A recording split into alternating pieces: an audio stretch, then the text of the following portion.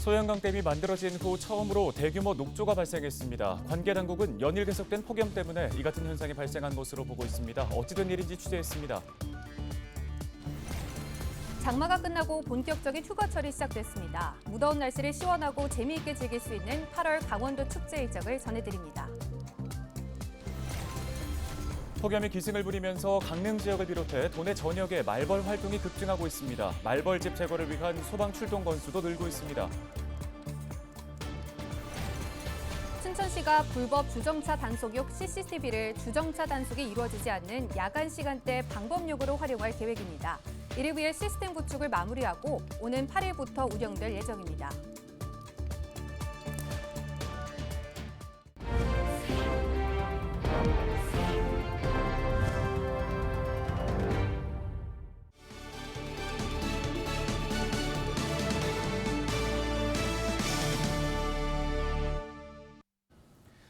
시청자 여러분 안녕하십니까? 헬로티비 뉴스입니다.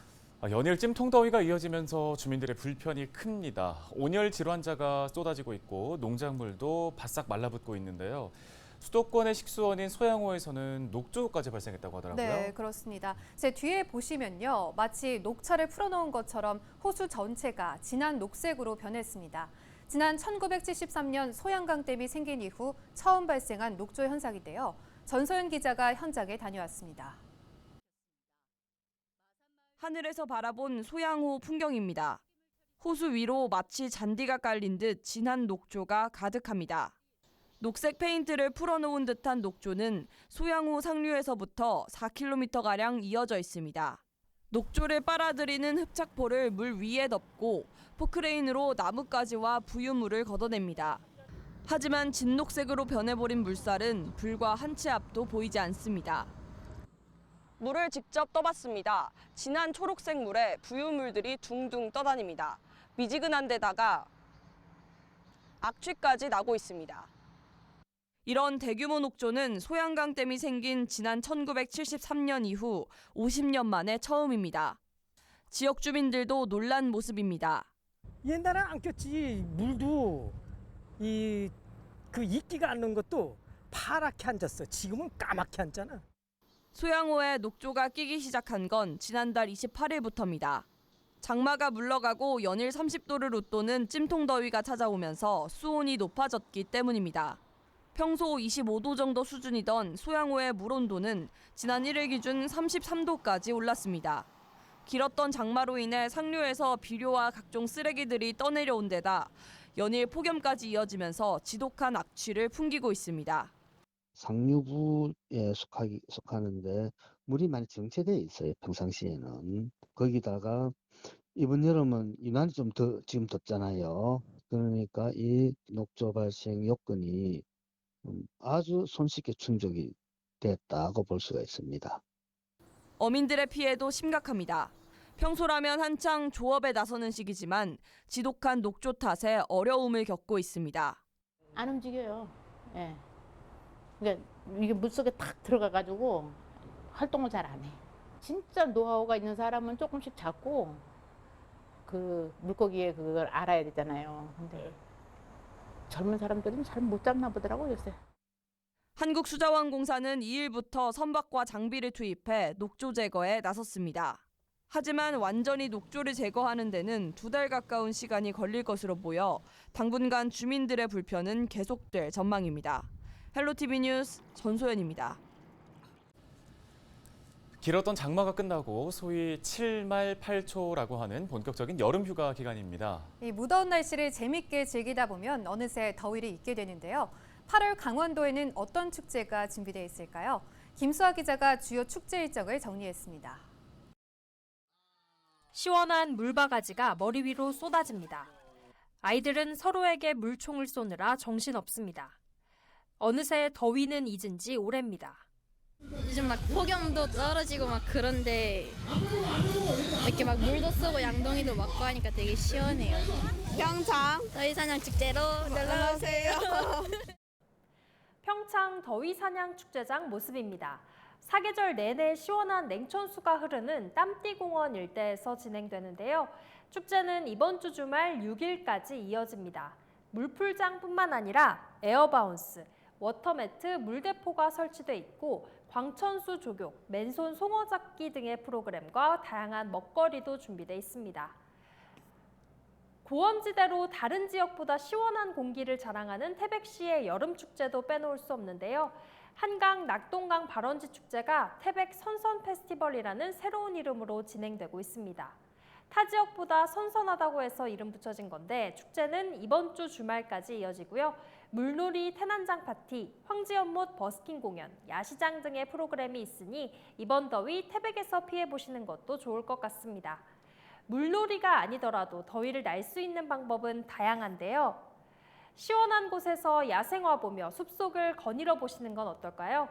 고안 한백산 야생화 축제는 자동차로 오를 수 있는 가장 높은 고개인 만항제에서 열립니다. 낮 최고 기온이 20도에 불과해 야생화가 피기 적합한 조건인데 숲속 작은 음악회, 야생화 화분 심기, 숲길 산책 등이 준비되어 있습니다. 또 여름 하면 바다죠. 경포 해수욕장에서는 경포 썸머 페스티벌이 열립니다. 6일까지 진행되는데 콘서트, 해변가요제 등을 맥주와 지역 먹거리를 즐기면서 관람할 수 있습니다. 또 홍천강에서는요, 맥주 축제가 진행 중입니다. 1일부터 6일까지 6일간 도시산림공원 토리숲에서 열립니다. 맥주 축제인 만큼 홍천 수제 맥주부터 세계 맥주를 다양하게 맛볼 수 있고 얼음 속 맥주 찾기, 물풍선 던지기, 맥주 빨리 마시기 등의 맥주를 활용한 게임, 프로그램이 준비되어 있습니다. 오늘 소개해드린 축제 모두 이번 주말 6일까지 진행되니까요. 즐거움으로 더위를 잊고 싶은 분들은 가족, 친구와 함께 서둘러 방문해 보시면 좋겠습니다. 헬로티비 뉴스 김수아입니다. 연일 기승을 부리는 폭염 속 강릉 지역에서 말벌 활동이 급증하는 것으로 나타났습니다. 강릉소방서는 지난달 벌집 제거 출동은 모두 535건으로 지난해 같은 기간보다 67%가 늘었다고 밝혔습니다. 올해 7월까지 전체 벌집 제거 출동은 690건으로 전체 소방 출동 비중 가운데 벌집 제거가 5.5%에 달했는데요. 전국적으로 벌쏘임 사고가 급증하자 소방청은 벌쏘임 사고 주의보를 발령한 상태입니다. 춘천시가 불법 주정차 단속용 CCTV를 주정차 단속이 운영되지 않은 야간 시간대 방법용으로 활용할 계획입니다. 이에 따라 시 통합관제센터가 운영하는 CCTV는 기존 1,800여 대에서 100대 넘게 증가됐습니다. 현재 방법용으로 활용하기 위한 시스템 구축은 마무리 단계로 이르면 오는 8일부터 운영될 예정입니다.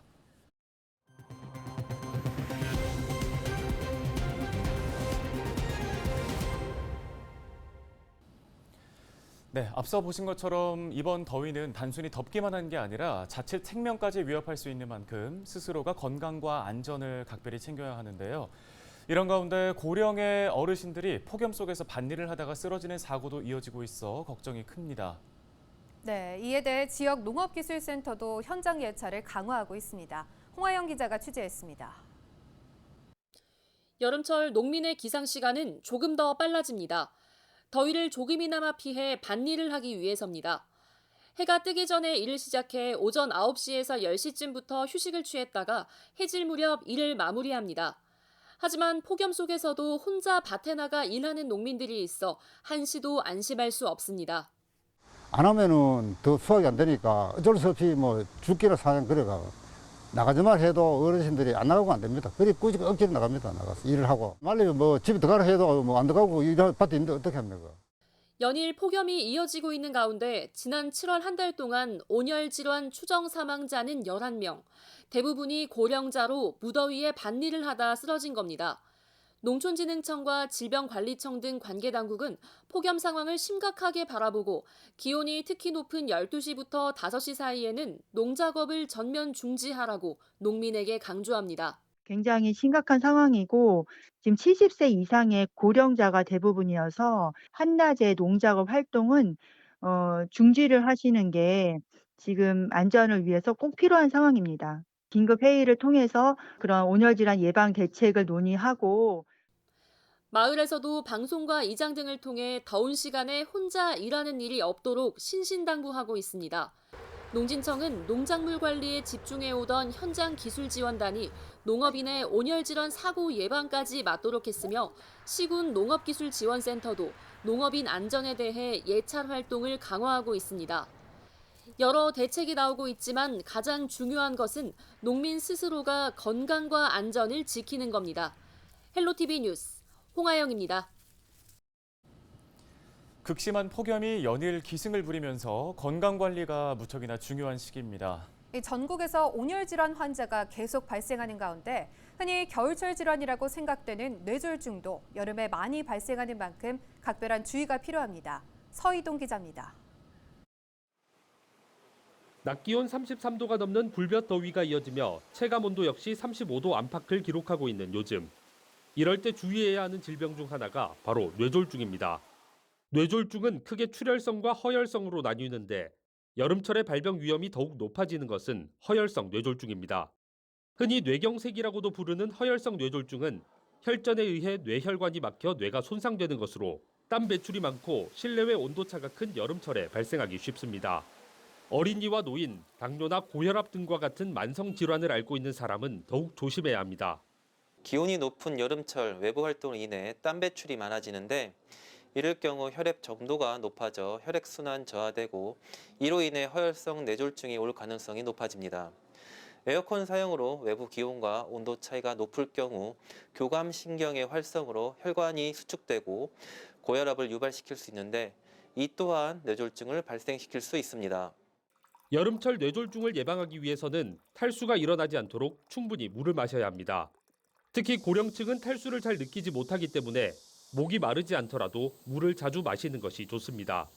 또 실내외 기온차는 10도 미만으로 유지하고 샤워는 미지근한 물로 해야 합니다. 갑자기 몸의 한쪽 팔다리에 힘이 빠지거나 발음이 어눌해지고 어지러움과 두통 등의 증상이 발생한다면 뇌졸중의 전조 증상일 수 있으니 지체하지 말고 신경과나 신경외과가 있는 병원에 응급실을 찾아야 합니다. 헬로티비 뉴스 서희동입니다.